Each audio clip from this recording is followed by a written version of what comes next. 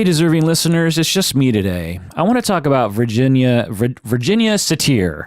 Virginia Satir, or as those around her knew her as Ginny Satir. I'll never forget the first time I saw one of Satir's videos. It was when I was in grad school in 1995. And at first, it's just unforgettable seeing her videos. At first, I remember just being completely shocked. Oh, by the way, if you don't know who Satir is, she is one of the most famous family therapists of all time.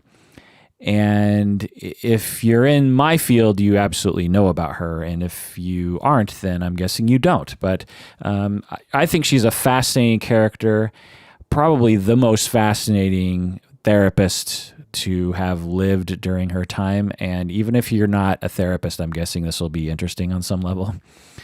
But anyway, so in graduate school to become a therapist, I remember watching one of Satir's videos. And at first, I remember just being shocked by it. The way she is as a therapist is very different than anything I'd ever seen before. She touches people.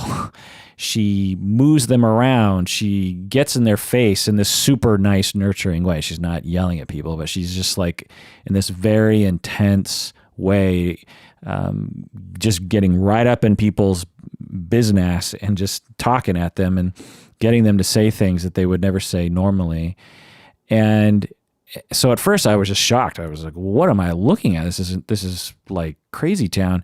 And then over time, watching, that first video, I slowly, completely fell in love with her. She has an amazing approach, and she's truly inspirational as a family therapist. I still show her videos as a professor of family therapy because of a lot of reasons. One, every family therapist needs to know about Virginia Satir and her approach. But more importantly, I think it just shows that therapy can be a lot of different things. We tend to think of therapy as just being this very controlled atmosphere where you sit in an office one-on-one. You're in kind of, the client is on a cushiony chair or couch, and the therapist is in some kind of mid-50s style chair of some kind. In the movies, they always have the exact same chair that therapists sit in, and I can't remember the name of it, but they're often knockoffs of a famous 50s design. I actually bought one of those chairs once at a vintage shop in Fremont, Seattle. And when I brought it home, at first in the store, I just thought it was amazing. And then over time, I realized that the chair actually wasn't that comfortable, and I stopped using it. Plus, it was just mammoth and heavy and squeaked a lot. But anyway, that's normally what you see, right? And that's actually a lot of times what therapy is. But what Satir shows us, she showed us all the way back in the 50s, 60s, 70s, 80s, that therapy can be powerful, and often it's more powerful when you do other things besides sit in a chair and talk. She showed us that as a therapist, you can be spontaneous in the moment. You can react very spontaneously. She showed us that therapy can be transformational. She showed us that she can connect very quickly. I mean, her sessions wouldn't really have a ramp-up phase. Within 2 minutes, she was going at material that most therapists would wait 10 dozens of sessions to get to, because she just had this way of just going right for the gusto, Now, I do have some complaints about her approach that I'll get into much later, but so I'm not going to say that it's not without its critique, but I will say that overall, I find her videos to be inspirational and a good model to follow in some ways. And it's true for many other therapists, particularly family therapists. Now, some people in my field will say no therapist should ever act like Virginia Satir because of the things she did, and I'll get into more of that later. You can actually watch her videos on YouTube. She has several, I think Psychotherapy Net, Psychotherapy Videos Net, or whatever that organization is. They have posted some clips of her videos. I have access to dozens of full-length videos that YouTube doesn't have, but you can actually just go on YouTube, just type in Virginia Satir. Her last name is Satir, Satir, and you can watch her operate. You can also watch some of her lectures. And you really have to watch her to know her. You really have to see her in action. There's no way to describe. There's really no way to describe therapy in general, but there's no way to describe particularly her unless you see it. And so today, that's what I want to do. I'm going to do a deep dive on Virginia Satir and her therapy model. I'm going to do my typical kind of progression here. I'm going to do a deep dive on the history, on her life. She lived a very interesting life and, had a very important role in the development of our field. And then I'm going to talk a little bit about the model as I go through the history because I think it's important. And then I'm going to pause it, and then I'm just going to have the rest of it be for patrons. So if you're listening to this on the non-patron feed, on the regular feed, then this will end after the history. But I'm guessing, according to my notes, I probably have a good hour to 2 hours of history anyway. So anyway, history is for everyone. Model is for patrons. Okay, so let's go into the history here. Well, first, let's introduce the podcast. How about that? This is the podcast called Psychology in Seattle. I'm your host, Dr. Kirk Honda. I'm a therapist and a professor. I'm a marriage and family therapist in Seattle, and I'm also a professor in a marriage and family therapy program. So the history of Virginia Satir, I suppose we could start when she was born in 1916. 1916. So if she were alive today, she would be 102 this year. She was born in Neillsville, Wisconsin. Not sure where Neillsville is. I think it's a small town. She was the eldest of 5 children in Wisconsin, and she was born into a farming family. Her parents were Oscar and Minnie Pagenkopf, and of German descent. There's a lot of people of German descent in the Midwest, and she is one of those people. Both of her parents came from very large families, and I've actually learned from doing my own genealogy that most families of this time were farmers, and you needed a lot of labor, and so a lot of these families had lots of kids. So it's not unusual to see that. So she grew up as the oldest of 5 children on a farm in Wisconsin, and she said that they were working class. They struggled for money. She said, she reflected on her childhood a little bit in some of her interviews and some of her writings, and she said she was thankful she was able to learn the importance of being honest from her father. Apparently, her father instilled her with the value of honesty. I think that value of honesty carried over into her model because she was really big on congruence and being truthful with people in communication in families. Also, she apparently resented her father because he was an alcoholic. According to Satir, her father drank because he felt cheated out of a formal education and because he had to become a farmer. So he always wanted to have an education, work as a professional of some sort, and didn't like the fact that he had to settle for being a farmer. And so he apparently drank a lot to cope with that. And both of her parents valued education a lot. So both her mother and her father valued educating their children. Okay, skipping forward to 1919 when she was age 3. She was a precocious child. She taught herself how to read. She famously read every book in her small school library by the age of 5. She recalled that she wanted to become a detective when she was a child. Particularly, she wanted to become a detective who investigates parents, which is an interesting early profession to want to have, which, of course, in some ways, that's what she did do with the rest of her life as a family therapist, is investigate parents.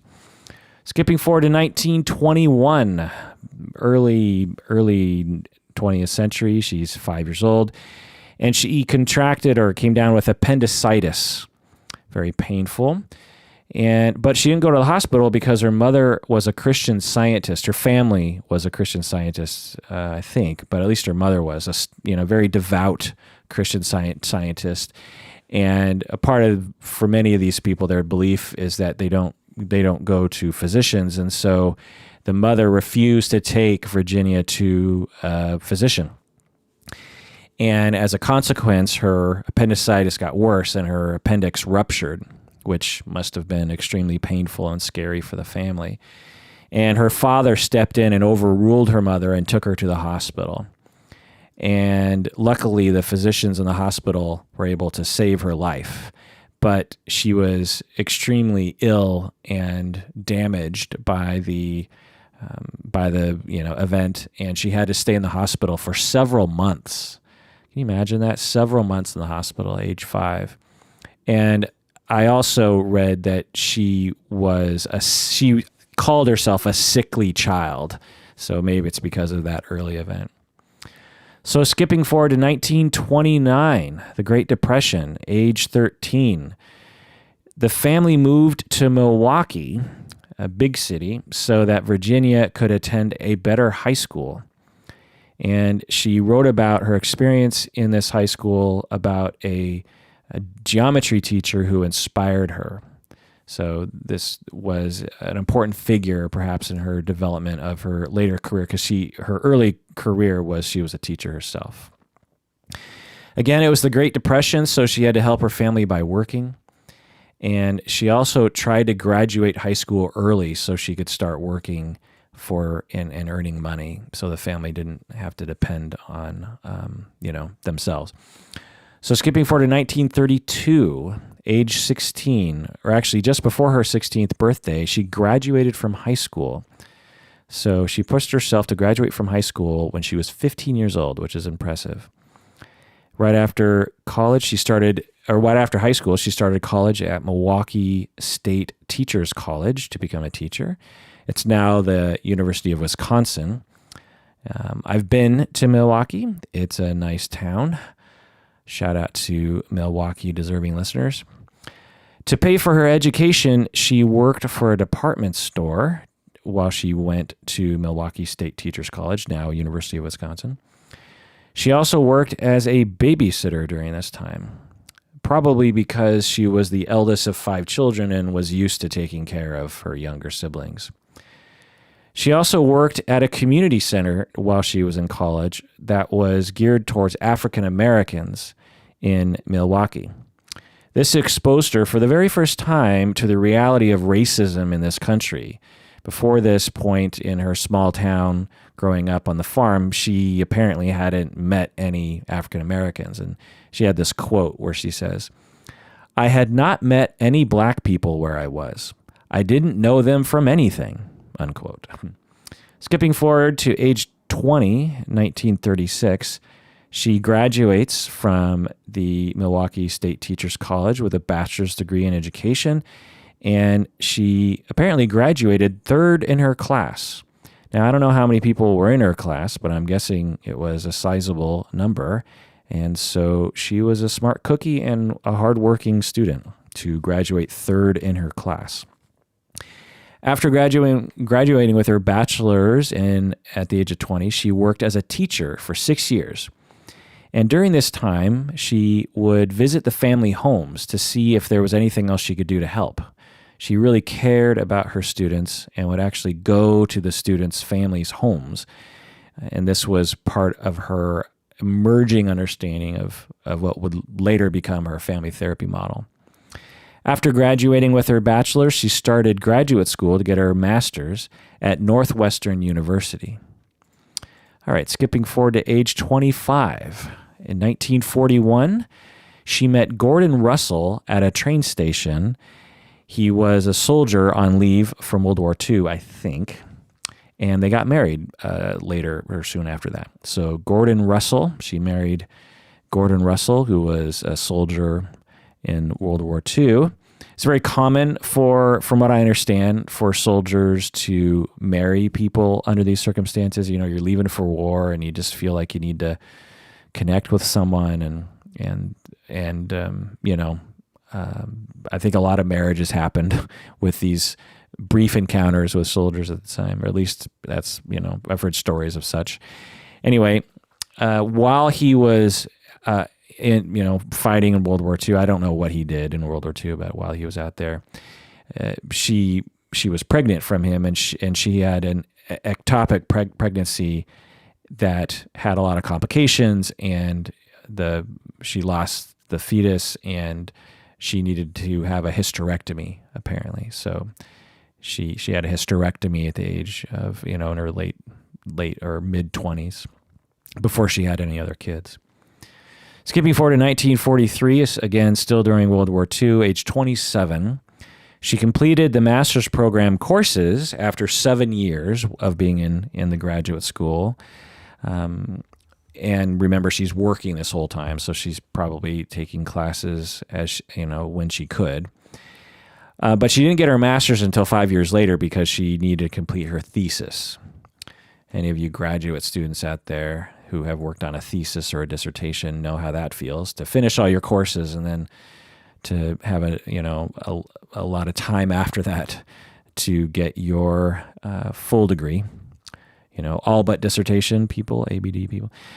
Apparently, during her master's degree, she got D's in graduate school. So remember, she's always been a great student. She was a precocious child, and she graduated with her bachelor's degree, third in her class.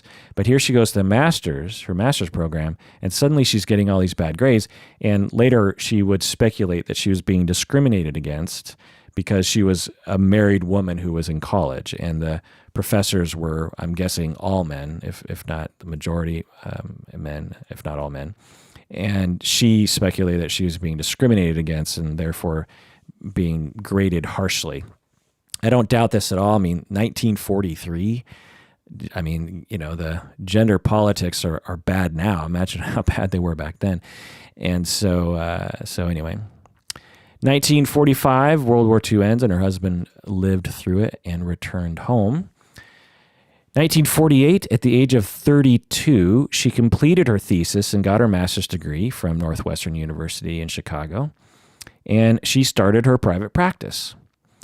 But at first, she just worked with individuals because, of course, that was the standard, and to some extent still is. So at the age of 32, she got her master's, and she started working as a counselor. Back then, they called them social workers, I believe, because if you weren't a psychologist or psychiatrist, you were a social worker. They didn't have the counseling or therapy professions as they do now. 1949, at the age of 33, she got divorced after being married for 8 years. According to her, they apparently spent too much time away from each other during the war, and when he returned from the war, they really struggled and held on for another 4 years and then finally got divorced. 1951, at age 35, she married her second husband, Norman Satir. And that's where we get her name from, because originally she was Virginia Pagenkopf. Then she was Virginia Rogers. That would have been interesting if her name was Rogers, another Rogers. And then she became Virginia Satir at the age of 35. She soon adopted 2 girls, aged 10 and 11. These were girls she was working with at the Chicago Home for Girls. She was a therapist there. And these 2 girls, or one of the girls was at the Home for Girls, and but they were biological sisters, and they came from an abusive home. And she said that the children actually asked her to adopt them, which I can see. Because if you see videos of Virginia Satir, if I was a 10-year-old kid and I was in an abusive home and I met Virginia Satir, I would want Virginia to be my mom too. And this is actually an interesting thing because it's a common family therapist countertransference that people have, particularly early career, where just as Virginia was at this time, where therapists will work with will really connect with a particular family or a particular kid or a particular group of siblings, and have this super compulsion to adopt the children. And it's this frequent conversation I have with supervisees around, you can't save the world. You're going to have that feeling all the time. And if you adopted all the kids you have that feeling for, you'll have 500 children by the end of your career. So you just have to do what you can as a therapist, which is a lot, but it's not necessarily going to fix the problem because they're suffering from a lot of things that are really just out of your control and just out of the jurisdiction of family therapy. And of course you care, and of course you want to save them, but your professional and your own just your life limitations just kind of prevent you from being able to do that. So it's interesting that Virginia Satir, I'm guessing, had the same countertransference and actually went for it and actually adopted the kids. Now, of course, she had a hysterectomy and therefore couldn't have kids. So adoption, if she wanted kids, was probably, one of the only ways she could get kids. And so, I guess it all made sense from that angle. So she also had an interview. There's an interview with her where she talks about this. And so I'll read her words here. When my children first came, they regarded food as the chief vehicle of love. In those days, $500 a month for groceries was a whole lot. Even though there was all this food in the house, I would find food cached in many places. They would hide food in many places. I just kept buying the food. It took about 3 months before they figured out that the food was not going to disappear. It was sort of hard to live through, but I finally got all that straightened out. That is one of the things that brought me to work with families. You see, I started my work with families whose members no one else wanted to work with. I knew that being able to change and grow had to do with how people felt about themselves. Of course, back then, I had not developed the word self-esteem. That was a fancy word I learned later, unquote. Okay. So kind of by the way that, if you followed that quote, she has a kind of almost free associative way of talking, which I find to be a little difficult when I watch her video taped or filmed lectures. She tends to speak off the cuff, and I'm hanging on every word, but sometimes I get a little lost. Like, wait, how did we get here? And you could kind of see that in this. A little bit, not a lot, but anyway. 1951, age 35, she reportedly met with her first family client. So this is after 3 years of practice. I read somewhere that she didn't work with families right away as a therapist. It took a couple years, 2 or 3 years into her practice, where she started actually working with families. This is very revolutionary. 1951, just like so long ago. She was an extreme early adopter of this notion of family therapy. She probably knew about others who had done this. There were a few vocal people who were writing about this and promoting it, but not many, and not a loud voice either. It was a quiet voice among people we all know now today, but people didn't necessarily know of them back then. So she very quickly saw the power of that, again, because she came from a family. She was the oldest child of 5. She, saw her own family. She was probably parentified a little bit because her dad drank. She was a teacher and worked with kids, and then would work with and go to the homes of the families. And so, it was all kind of building up to this moment where she saw her first family. And I'm so curious to know what that first session was like with Virginia Satir, because she had such a weird approach later, or such a distinctive, different approach that we see in her later videos. And I just wonder if she was like that when she started out. I don't know. So after working with families now, so at this point, she, before this moment, she wasn't a family therapist. She was just a regular, quote unquote, social worker. And then she sees her first family, and boom, she just immediately sees the usefulness of it. And she very quickly takes to it and starts to really focus on it. 1953, age 37, she started working at the Illinois Psychiatric Institute, and she as a therapist, but she also worked as a teacher, because remember, she was trained as a teacher, and she really took to training.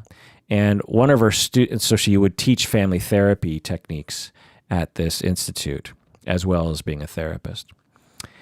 And one of her teachers was actually Ivan Naj. I did an episode on Naj recently, and it's interesting that Naj actually came to this institute, or was around and actually took at least one class from Virginia Satir, which again, I just find it so interesting. I just love to be a fly in the wall as Naj walks into Satir's class and gets taught. It's just amazing to think about. He would have been 4 years younger than her. He would have been like 33-ish, and she was 37. So at this point, she's teaching, she's developing her own ideas about family therapy, and I'm guessing she was also reading a lot of stuff from a lot of the other pioneers by this point, because if she's teaching it, I just have to imagine that she's well aware of the other figures in family therapy, people like John Bell, Nathan Ackerman, Christian Middlefort, Theodore Lids, Lyman Wynn, Murray Bowen, Carl Whitaker, Gregory Bateson. And I think I read somewhere that she also was into Harry Stack Sullivan at this time, which I find to be great because I like him as well. Okay, so skipping forward to 1957, she's 41 years old now, and she gets divorced again after being married to Mr. Satir for 6 years. At the end of her life, she talked about her divorces in an interview. She said, I have often thought, had there been someone like me around, something might have been able to be done. So that's a weird sentence. Anyway, so she's like, I've often thought if someone was like me, maybe marriage would have been good for me. Then she goes on to say, I also think I don't see how I could have done what I've done in the world had I been married. I've been on the verge of marriage many times, but I said no because I wanted to roam the globe. I said no to marriage because I wanted to roam the globe. So this is so interesting because what it kind of is a window into is her personal life is that if she was on the verge of marriage many times, that means she dated a lot of dudes or people. It's just interesting to think about Virginia Satir after her, in her 40s, after being divorced twice. She's just like, I'm just going to date now. And then she's like, maybe I should marry this person. And then, I want to roam the globe. I want to educate. I don't get time for this. I'm gonna go my own way, as they say. All right, 1958, age 42. Don Jackson, the famous Don Jackson, invited her to join him in California to study family therapy. Apparently, Virginia Satir was very good at networking with other professionals because at this point, again, she's not famous, and she's basically just kind of starting out in her career, and she basically has just started doing family therapy, and she basically just started teaching it. And somehow Don Jackson knew about her, and I'm guessing it was because Satir apparently is famously good at networking and communicating with other professionals, and so I'm guessing somehow they connected, and Don Jackson liked her and thought she would be a great asset to his work.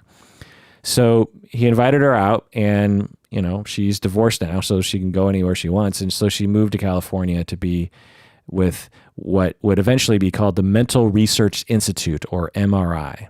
In family therapy, this institute is probably the most famous family therapy center. And so there's that. Don Jackson had recently received financial backing to study schizophrenia in the family. So if you don't know this, a lot of early family therapy studies and efforts and funding happened in the 1950s as a result of people and foundations and the government paying psychiatrists and other people like Virginia Satir to study schizophrenia and to figure out why it was happening, And there were some people that started to think, well, maybe it's a psychoanalytic thing, maybe it's a behaviorism thing, maybe it's this and that. And then other people thought, well, maybe it's the family. Maybe the family is the cause of the schizophrenia. Now, we look back on that now and we realize the family is not the cause of schizophrenia. The family can exacerbate the symptoms for sure, but we now know that it's not. But at the beginning, they wanted to see if it was, and they had some early hypotheses about it. And what it did is it gave the field of family therapy this jumpstart because it was funding for research and for publications and for people to really figure this stuff out and to develop family therapy models. Murray Bowen also got his start in this way, in that in some ways, in that he was in these studies for schizophrenia and the family.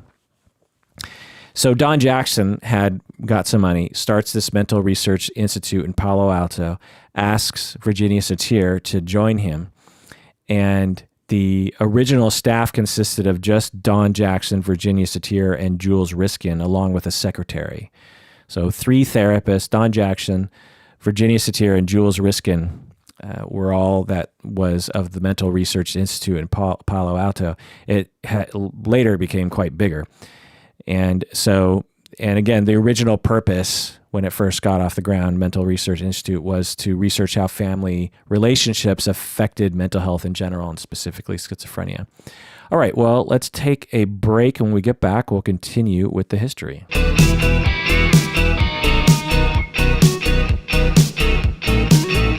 All right, we're back from the break. If you haven't become a patron, do so now. Go to patreon.com. Become a patron of the podcast. Do it. Okay, so 1962, getting up to the British invasion, Beatles, the Stones, Moody Blues. Who else? Virginia is now, or Ginny is now age 46 in the early 60s. She was practicing as a therapist, and she was also informally teaching other therapists about family therapy during her off hours, often late in the evenings, at the Mental Research Institute. And in 1962, so MRI has been around Mental Research Institute has been around for about 4 years, and it received a huge grant from the National Institute of Mental Health to begin the first formal family therapy training program ever offered. And they were funded for 5 years, and Satir was named the training director. So in a way, Satir was the very first family therapy teacher, which is great. So that's 1962. I'm guessing that Don Jackson, Satir, were so good at networking and so good at grant writing maybe and so good at coming up with ideas that the National Institute of Mental Health actually said yeah, because there were a number of other centers that were probably vying for that funding. And I mean, I don't know the history, but that's just usually how things go. Anyway, 1964, age 48. Virginia is 48 at this point, and she published her very first book. It's a very famous book of hers called Conjoint Family Therapy, 1964. This was a revolutionary book in some ways. I mean, there had been publications about family therapy before, so it wasn't like this was brand new, but it was extremely popular. And it right there in the title, Conjoint Family Therapy, meaning that you meet conjointly. You meet with, family members in the room together. And in this book, I have this book actually in front of me right now, and it's written entirely in outline form. It's a full book, and the entire book is a series of bullet points. It'll be like number 5, and then she has like a sentence or 2 sentences about this idea that she has. Families, blah blah blah, da, da, da, da. And then she has these bullet points underneath, and I can't tell you how much I love this style of writing because this is the way I think. Like when I just published my book, coincidentally at the exact same age as Virginia Satir when she published her first book, called Multi-Role Clinical Supervision. And while I was writing it, the first number of drafts, the first, 3 or 4 drafts that I thought were final, by the way, it took me another, literally 50 to 100 other drafts before I was actually done. How naive I thought after the first 3 drafts that it would be done. But anyway, those early drafts were very Satirian in that they had a lot of bullet points and a lot of outline kind of things, because that's how I think. I think of things as idea and then support. Like right now, my notes are outline form. They, I don't, when I hope, if you listen to this podcast, you know that a lot of times I'm working off my notes. Well, right now I'm on page 5 of 13 pages of notes, and it's all bullet points. And because I love bullet points, because you can indent the bullet points based on what it is a subject under, right? So, so you can have all these like embedded levels of ideas within something. So her entire book is that, and whenever I would show the early drafts of my book to people, they would complain that it looked too much like an outline. And I just have to say now, Virginia Satir did it first, so I should. It was good feedback that I should actually just write out the book, and everyone loved it much better after I did that. Anyway, so Conjoint Family Therapy, very popular book. I would say every family therapist has a copy of it, and it emphasized family therapy. It emphasized the importance of self-worth. Later, she would call that self-esteem. And it was also based on her courses that she developed at the Mental Research Institute. So as she's teaching, she's like, maybe I should just write a book about this. And it kind of reads like that. It reads like a curriculum. It reads like a PowerPoint that a teacher would follow as they teach a class. So, she would publish many other books after this, and all of them were well received. She was asked to speak and teach all over the country at this point. So she kind of rocketed to fame in the 60s. And this book came out, and suddenly she starts getting all this notoriety, and people are asking her to come and teach. The thing I always point out when I'm talking about this history is like right now, you could be anywhere in the world right now listening to this podcast, right? Well, back in the day, with someone, if I lived back then and I wanted to teach people something or talk about something, I would actually have to travel to places and do trainings and have lectures in lecture halls and stuff. Because, this is the 60s. They're not necessarily filming things and sending those films around, right? So Virginia, that's what she did. I'm positive today she would just have a podcast, but back then, they didn't have such things, and so she traveled all over the country and in other countries, talking about family therapy and her ideas of family therapy, and she became, by many people's accounts, the best spokesperson for family therapy that has ever lived. She's sort of like our Carl Sagan in some ways. She was the most clear and the most accessible of all the founders of family therapy. And Mnuchin probably is up there too, but Satir just has especially, I guess Mnuchin and Satir, that's why I call Mnuchin and Satir like the real parents for me in terms of family therapy. Anyway, her reputation grew from this point forward through the 70s, 80s, 90s. She just got bigger and bigger. And the things that she added to family therapy during this time were things having to do with emotions and self-esteem and connection and love, and how therapists need to be nurturing. That was really new.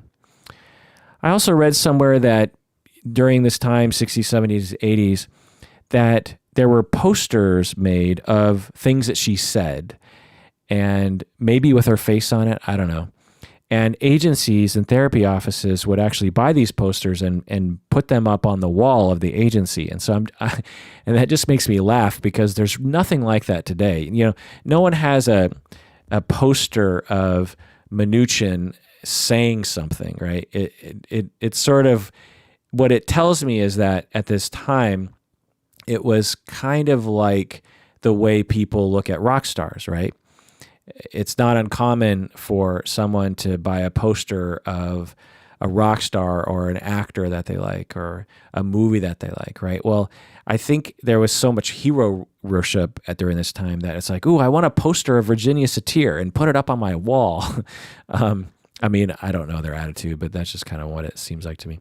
All right, skipping forward to 1970.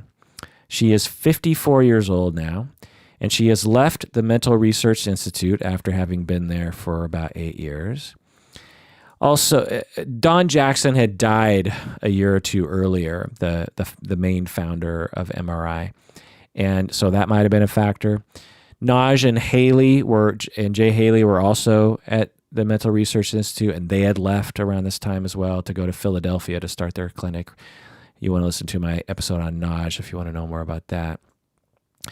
Virginia Satir at this time became the director of training at the Esalen Institute. I don't know how to pronounce this word, Esalen Institute. I think it's Esalen Institute. It's in Big Sur, California, and it was sort of a famous hippie, sort of experimental therapy center of the world, and it survived until recently. Actually, it was I think it was only recently shut down.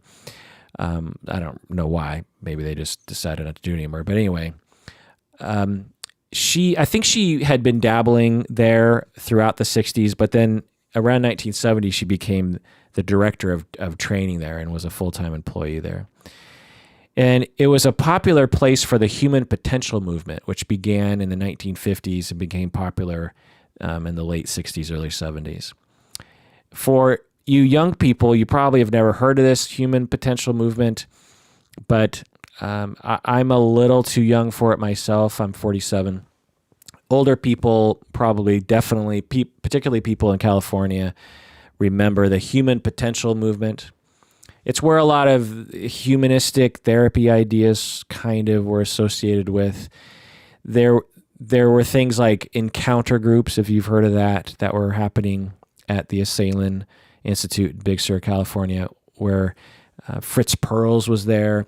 And so this is where she went. So she went from this kind of buttoned up research institute in Palo Alto, Mental Research Institute, and then she goes to this super experimental kind of out there place where people are thinking about the mind-body connection and spirituality and doing things like ialogues, not dialogues, but ialogues in which you express yourself to each other just with your eyes. So you dialogue with your eyes only.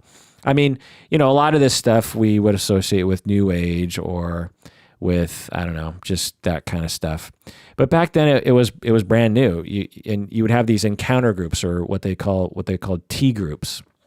And people would sit in a circle and they would just be real, right? They people like Fritz Perls and other therapists around this time, humanistic people, including Virginia Satir, would encourage these people to just fully express themselves.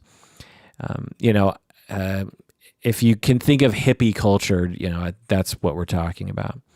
People might scream if they wanted to. People, therapists would encourage people to connect with each other and to connect with themselves. This is where a lot of the humanistic ideas came from, and the early Gestalt, sort of Fritz Perls version of Gestalt ideas came from. So Virginia Satir continued to do family therapy here, and she would also teach it. And it was here where she learned, I think, a lot of her experiential therapy ideas. Many others taught at the Esalen Institute. Fritz Perls, as I said, was a major figure there. Carl Rogers, Rollo May, Gregory Bateson, Joseph Campbell, Spalding Gray apparently taught there.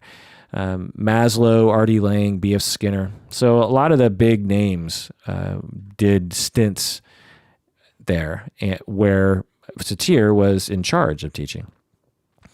During this time in the 70s, she also founded what was called Beautiful People, which was a network of some kind. It later became the International Human Learning Resources Network, but originally it was called Beautiful People, and it provided resources and support to mental health workers, and it also taught people how to connect with one another. So it was. I'm guessing that she wanted her own brand to market or have control over in this human potential movement, and so she had this Beautiful People organization. 1972, she publishes perhaps her second most famous book called People Making. I'm not going to mention all the other books. Those are the only two books I'm going to mention. So mid-1970s, she's in her 50s at this point. Her work was extensively studied by the founders of NLP, or Neuro-Linguistic Programming, Richard Bandler and John Grinder. They used Satir's model as one of the three fundamental models in NLP. And they also collaborated with Satir on a book. And I'm not sure how I feel about this. I have friends who actually work in NLP and actually will tell me that they have that Bandler and Grinder have a controversial past, I guess. But so anyway, just a little notable bit of history there. 1977, I am now 6 years old, and she is 61 years old. She created the Avanta Network, which was later renamed the Virginia Satir Global Network. This was similar to the Beautiful People Network. It provided resources and support for mental health workers, and it also taught people how to connect with one another. So it was her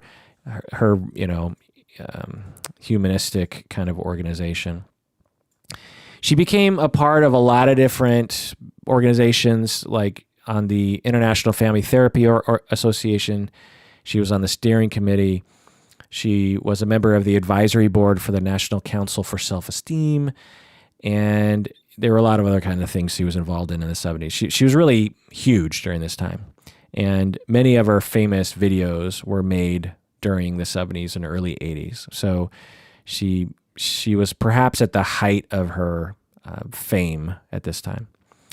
Skipping forward to 1988, I am a junior in high school, and she is 72 years old, and she starts to experience stomach pains. 72. She was hospitalized and diagnosed with pancreatic cancer that had spread to her liver, and the physicians said they did not think that they could actually get rid of the cancer. They could treat her with chemotherapy and other kinds of things, but they wouldn't be able to get rid of it completely. And so she decided to not engage in treatment, and so, figuring that there wasn't any point in doing anything about it. And she figured she was going to die soon, and she wrote these words during this time. Quote, to all my friends, colleagues, and family, I send you my love. Please support me in my passage to a new life. I have no other way to thank you than this. You have all played a significant part in my development of loving. As a result, my life has been rich and full, so I leave feeling very grateful, unquote. She died on September 10th, 1988. According to her wishes, she was cremated, and her remains were taken to Mount Crested Butte in Colorado. Skipping forward to 1995, I'm 24 years old, and I enter graduate school, and I learn about her, and I saw her videos as I talked about it, and at first was shocked, but then really loved it. 2 years later, I graduated with my master's, age 26, and I started teaching at Antioch University, and I would teach her model, and I would show her videos. And I did so for 21 years until today, 2018, age 47. I finally got the time to do a deep dive on her after many people have asked me to do so, and here we are. All right, so what can we say about her career? She was one of a kind. I don't think anyone would disagree with that statement. She was one of a kind, and she was so nurturing. no one else is like her in this way. Carl Rogers comes close, but no one can come close to Virginia Satir and how nurturing, how mothering, how maternal she was. If you've seen videos of her and the vibe she gives off, she just gives off the vibe of a very powerful grandmother. A grandmother who is confident and is competent and knows what's what and is calm but firm. I mean, she just has that vibe about her in every context that she's in. And, one of a kind. She became one of the most famous names in family therapy, if not psychotherapy as a whole. Throughout her career, she developed her own model of therapy. She wrote several influential works.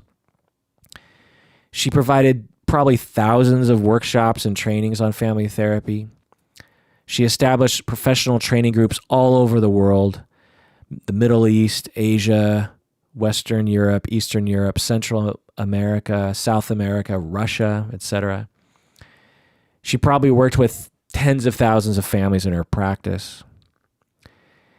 I was thinking about it as I was going over the history of her and history of family therapy. It's possible that she single-handedly created our field. We don't usually think of her that way. We think of Gregory Bateson or Ackerman or Don Jackson for that matter, Murray Bowen. But she was so popular and so loved and so prolific and so dogged in her promotion of her model and the general model of family therapy that you just have to wonder what our profession would have been like without her. It's one thing to have a model of therapy called family therapy. It's a whole other thing to have me, who was a licensed marriage and family therapist. I mean, the governments of America and around the world have been lobbied and successfully to license a particular profession called marriage and family therapy. And we're separate from psychology, and we're separate from counseling, we're separate from social work, separate from some psychiatry and psychiatric nursing in the medical field. We are our own profession with our own lobbyists and our own professional organization and our own training programs. And back then, it wasn't that way.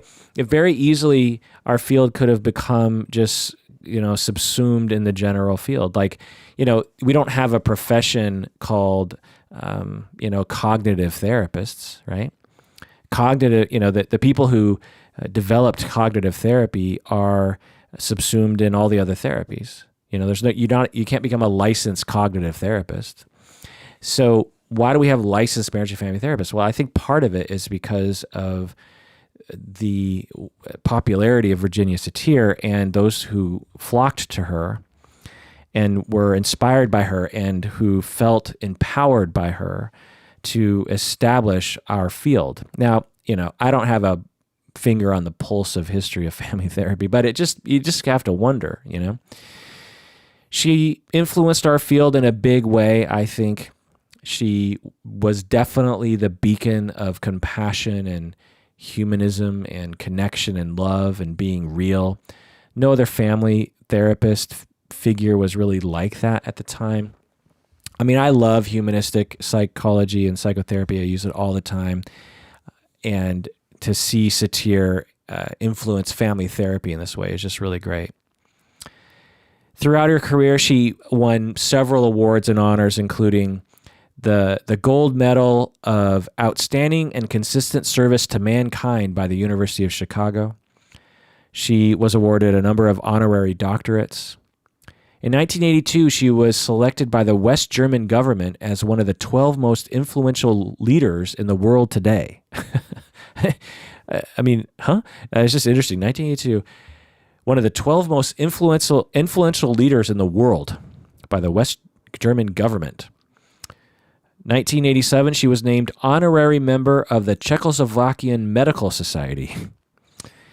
And around this time in the 80s, in two national surveys among mental health professionals, she was voted the most influential therapist of all time. So in the United States, again, there was a time. So she above Freud, above Jung, above Adler, above Kohut, above Bowen, above every other therapist in at 2 particular years. She was voted the most influential therapist who had ever lived. That's amazing. That is just amazing. And I'm here to tell you that in some family therapy books, she is not discussed at length. She is kind of glanced over. And I think that has to do, obviously, with sexism. And I think it also has to do with the way that she is was so different that I think it scares people, which I'll get into when I talk about her model. So again, as I said, this episode is just for patrons of the podcast. So if you're listening to this and you're not a patron yet of this podcast, then this episode is going to end soon before the rest of this episode carries on. If you want to hear the full episode, you have to become a patron of the podcast by going to patreon.com. Just go there, create an account, and become a patron of our podcast. And you can become a patron of several other things as well. When you become a patron, you get access to hundreds of patron-exclusive episodes in which we do deep dives like this into various different topics. And when you become a patron, you don't have to listen to the vast majority of commercials, which some of you do not like. And also, remember that a portion of your pledge goes towards various charities that we support, including Pet Finder Foundation, which we just made a $2,000 donation to from patron support. So do that now.